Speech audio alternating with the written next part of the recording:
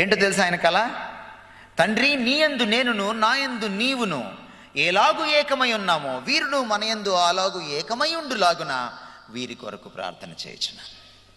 తండ్రి, కుమార, పరిశుద్ధాత్మలు ఎలా ఉన్నారో అలా భూమి మీద అలా ఉండాలట. ఎందుకు అలా ఉండాలట? కిందకొచ్చి అంటాడు, అప్పుడు నీవు నన్ను పంపితివని లోకము నమ్మునట్లు అంటాడనమాట. యేసుప్రభుని లోకం ఎప్పుడు నమ్ముద్దండి? యేసుప్రభుని లోకము జగద్రక్షకుడని ఎప్పుడు నమ్ముతుంది? ఆయన ఒక్కడే లోకరక్షకుడని ఎప్పుడు నమ్ముతుంది? మీరు బోర పట్టుకొని బయటికి వెళ్ళి వీధి సువార్త, ఆయనే లోకరక్షకుడు, మీరంతా పాపులు అంటే ప్రజలు నమ్మరు. ఆ సువార్త చాలా సులభం. ఎందుకు మారరో తెలుసా? ఇదిగో ఇది కారణం.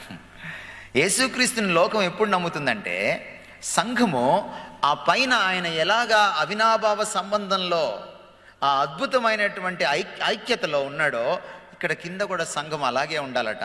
ఆయన సంబంధంలో ఎటువంటి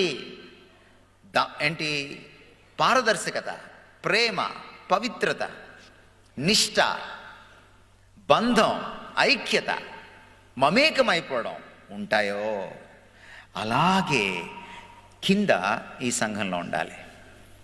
అప్పుడట యేసుక్రీస్తు గురించి మీరు చెప్పండి లోకంలోకి వెళ్ళి, వాళ్ళు ఆయనే అని నమ్ముతారట. ఏమర్థమవుతుంది మీకు?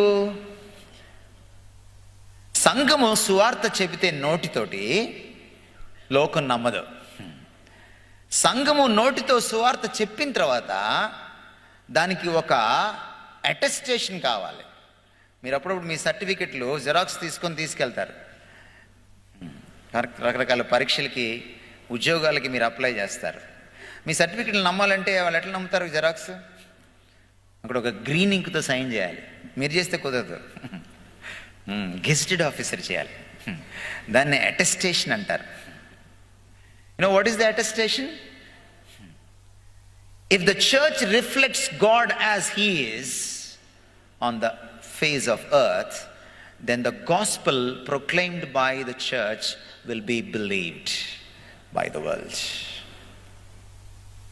సంఘము సువార్త ప్రకటించేటప్పుడు ఆ సువార్తను లోకం నమ్మాలంటే, ఆ సువార్తలోని అసలు శిశులు వ్యక్తి కేంద్ర బిందువైన యేసుక్రీస్తుని నమ్మాలంటే సంఘము యేసుక్రీస్తుని యథాతథంగా చూపించాలి. అద్దంలాగా, దుమ్ము లేని అద్దంలాగా, ఆవిరి పట్టని అద్దంలాగా, హెచ్చు తగ్గులు లేని, ఉబ్బెత్తుగా లేనటువంటి అద్దంలాగా చూపించాలి.